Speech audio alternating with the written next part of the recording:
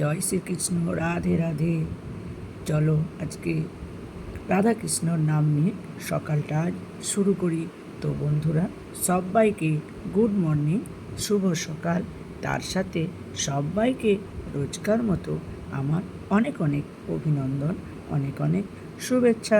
তো বন্ধুরা, সবাই কেমন আছো? আশা করি ভালোই আছো। তো দেখো, আমিও তোমাদের ভালোবাসায় সত্যি ভালো আছি। তো রোজকার মতো আজকেও একটি গল্প নিয়ে এলাম। দেখো, তোমাদের ভালো লাগবে। সত্যি দু মা মেয়ের খুনসুটির গল্প। তো মেয়ে বলছে যে, মা তোমার বাড়ি কোনটা? সত্যি দেখো, মেয়েদের নিজস্ব কোনো বাড়ি হয় না।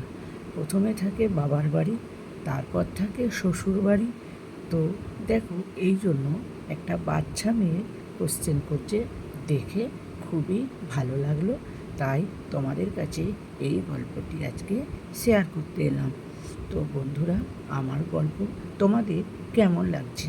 আশা করি ভালো লাগছে। তো আরও ভালো ভালো গল্প পেতে আমার চ্যানেলটিকে সাবস্ক্রাইব করে শেয়ার করে পাশে থেকো।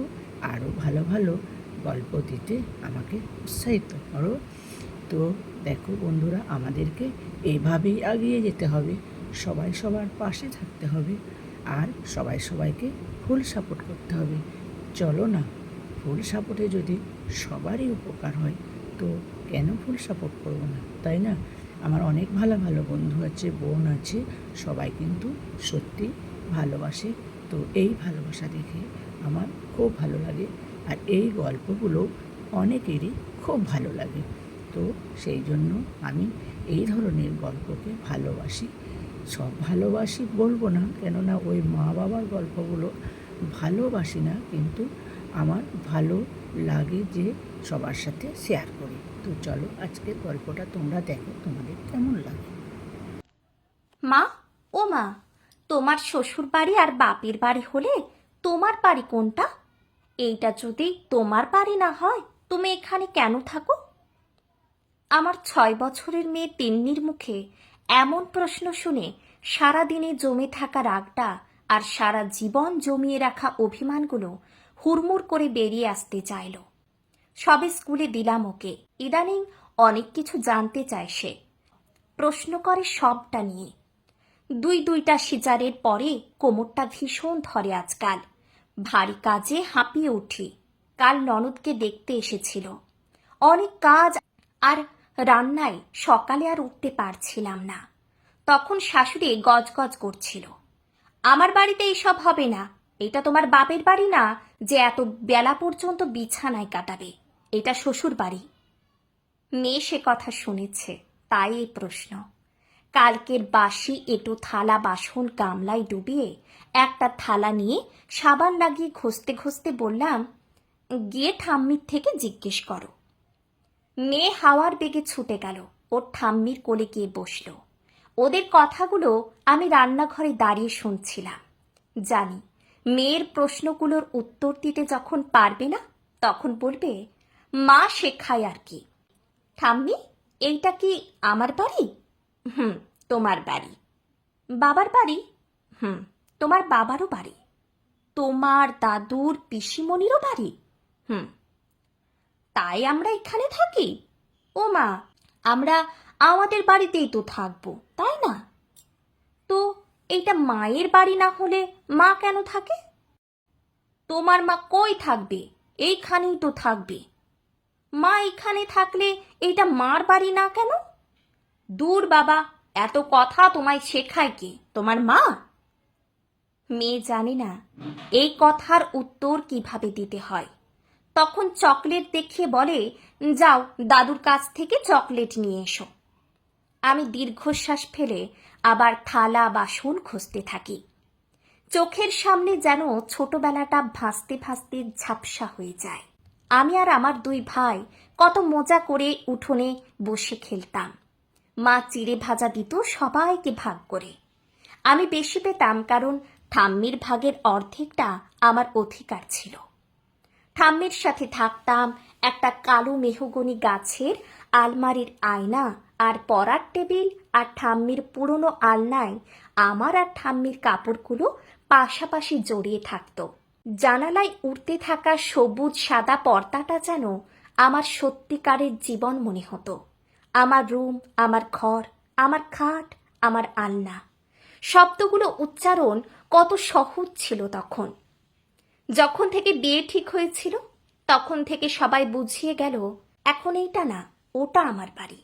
সেখানে শাক দিয়ে ভাত খেলেও বাপের বাড়িতে বলতে হবে মাংস ছিল। আমি অবাক হতাম না। ছোটবেলা থেকে দেখেছি মাকে কখনো মামার বাড়ি গিয়ে খারাপ বলতে দেখিনি। এই বাড়িটা আমার বাড়ি থেকে মুহূর্তে বাপের বাড়ি হওয়ার পর আলাদা হয়ে গেল। যে বাড়িতে আমি যাইনি এখনো সেই বাড়িটা আমার। অস্বাভাবিক কিছু নয়, আমাদের ছোটবেলা থেকে শ্বশুর বাড়ির গল্প শুনিয়ে এসেছে সবাই, তাই আমরা মনে মনে প্রস্তুতি থাকি। আমার যত শব্দ ছিল তা আমাদের হয়ে গেল। আমার কোনো শব্দ রইল না, আমার বাড়ি বলতে কিছু রইল না। কেউ যখন জিজ্ঞেস করে তোমার বাড়ি কোথায়, অন্য সবার মতোই আমিও বলতে শুরু করি বাপের বাড়ি অমুক জায়গায়, শ্বশুর বাড়ি অমুক জায়গায়। ছোটবেলা থেকে এত শুনি আমরা, এই লাইনটা এইটার ভিতরে হারিয়ে যাওয়া আমিটাকে আলাদা করে কখনো কারোর চোখেই পড়ে না। আদরের মেয়েটাকে বড় যত্ন করে যখন নিজের বাড়ি বলে যে বাড়িতে পাঠানো হয়, কেউ খবরও রাখে না কত বছর লেগে যায় সেই বাড়িকে শ্বশুর বাড়ি থেকে নিজের বাড়ি বানাতে। কত কিছু যে সয়ে যেতে হয় শুধু মানুষগুলোকে নিজের আপন করার চেষ্টায়। যে মানুষগুলো আপন করতেই পারে না তখন কেন যে ওরা কোনো বাড়ির মেয়েকে আনে? যখন এটাকে কখনো তাদের বাড়ি বলতে পারে না তখন কেন অন্যের বাড়ি থেকে আনে একটা মেয়েকে? বাপের বাড়ি থেকে কি দিল, বাপের বাড়ি না এটা, এইটা কি তোমার নিজের বাড়ি যে এত সাহস দেখাচ্ছ? এইসব এই বাড়িতে হয় না। বাচ্চাদের শান্ত করার জন্য দাদু ঠাম্মি খেলার ছলে বলে বের করে দেব তোমার মাকে, এইটা আমার সোনার বাড়ি, তোমার মায়ের বাড়ি না। কথাগুলো প্রতিদিনের নিত্য জীবনে এতবার শুনি, এক সময় আর আলাদা লাগে না ওদের বলতে, কিন্তু যে শুনে তার বারবারই লাগে। বাপের বাড়ি কোনো ঝামেলায়, অসুখে বিসুখে, আর্থিক সহযোগিতায় যখন তোমার আগে যাওয়া লাগবে তখন হয়ে যাবে এই ঘর আগে, ওটা তোমার বাড়ি না, ওটা বাপের বাড়ি। বাপের বাড়িতে মেয়েদের অত খবরদারি ভালো না। বাপের বাড়িতে তুমি অতিথি, দু একদিন রাখার জন্য কত জোর করে ওরা, কিন্তু তোমার কোনো জোরই নেই আর সেই ঘরে। কখনো রাগ করে, কোনো বিপদে পড়ে প্রথম আশ্রয় হিসাবে বাপের বাড়িতে যখন আমরা যাই তখন তাদের প্রথম দায়িত্ব আমাদের বোঝানো ওটাই আসল বাড়ি, সেখানেই মরতে হবে, থাক কিছুদিন, তবে জীবনটা ওইখানে। বড় স্বাভাবিক, ভালো কথা। তুমি নেই কোনো কোনায় সেই বাড়ির অস্তিত্বে আর, বড় স্বাভাবিক অদ্ভুত ব্যাপার। শ্বশুর বাড়িতে থেকে বাপের বাড়ির কাউকে নিমন্ত্রণ করলে বলবে তুই কেন করেছিস, ওরা তো করলো না, তুই তো আমাদের মেয়ে। যদি বাপের বাড়িতে গিয়ে কোনো অনুষ্ঠানের জন্য শ্বশুর বাড়িতে নিমন্ত্রণ করি তখন এরা বলবে তুমি কেন করছো, তুমি তো আমাদের বউ, ওরা করলো না তো।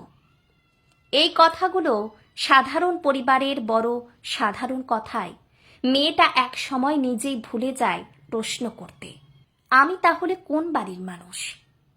সবার ভাগ্য এক হয় না, সবাই নিজের বাড়ি পায় না তা না, আসলে বাড়ি পায় না, পায় মানুষগুলো।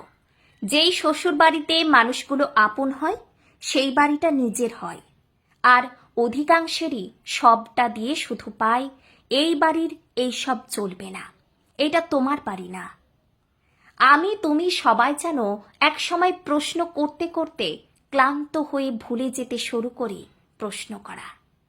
আমার বাপের বাড়ি আর শ্বশুর বাড়ি আছে, আমার বাড়ি কোনটা?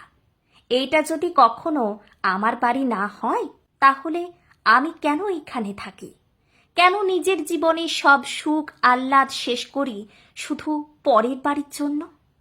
আমার বাড়ি কোনটা একটু বলবে না কেউ? মেয়ে, তোমার বাড়ি কোনটা?